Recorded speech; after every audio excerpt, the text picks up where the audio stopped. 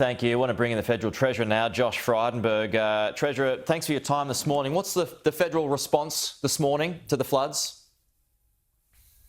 Well, firstly, we've got the ADF on standby. We've already seen our Taipan helicopters help save people from those rising floodwaters. And of course, we've got the economic assistance that is starting to flow. We've got a disaster recovery payment, which is a one-off $1,000 non-means tested tax-exempt payment.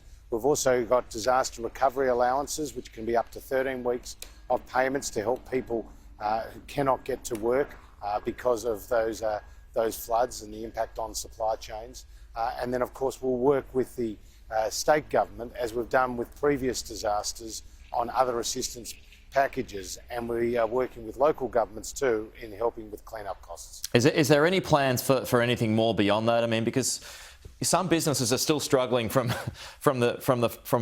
previous flooding in Brisbane and northern New South Wales from many years ago. Well, the disaster recovery arrangements that we put in place with states are very significant. Those payments can go into the tens of thousands of dollars. They've been very helpful to, for example, farmers with previous natural disasters or other small businesses get back on their feet. So we'll do what is required. We'll work with the state government, we'll work with local governments, and let's not forget that the federal government in just the last few years alone has put $17 billion of taxpayers' money to disaster recovery payments and assistance as has been required. So we'll do what is needed.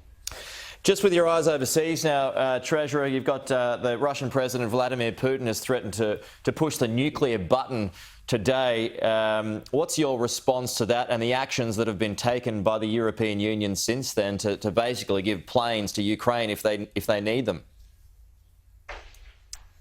Well, this is an escalation of an already very dangerous situation. Make no mistake about it, Vladimir Putin and his cronies are the aggressor. Ukraine, a peaceful nation, 44 million people, pose no threat to Russia. Russia has not acted in self-defence.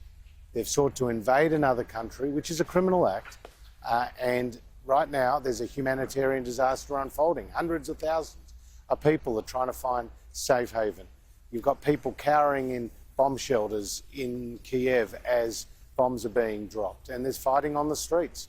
This is a real concern, and that's why Australia is partnering with like-minded nations, the United States, the United Kingdom, Canada, Japan, other European nations, to ensure that Putin and his cronies get isolated from the international financial system. I spoke overnight to my US counterpart, US Treasury Secretary Janet Yellen, and we agreed to turn the screws on Putin and his cronies. He cannot take such actions without a huge cost.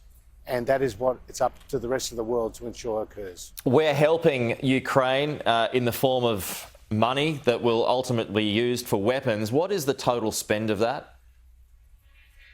Again, we're working with our partners, the United States and the United Kingdom, on the details of that equipment that will be made available to Ukraine. We've already announced non-lethal equipment. Now we've announced that we'll help provide lethal equipment, recognising that a number of other countries as well are providing equipment to the Ukrainians who are desperately in need.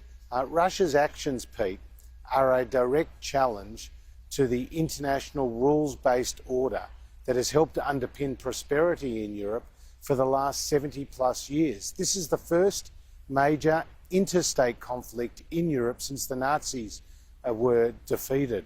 And in 1945, we got the United Nations. The year prior, we had the Bretton Woods Agreement with the World Bank and the International Monetary Fund being established. They were premised on accepting the sovereignty of states and understanding rules and norms that needed to be adhered to.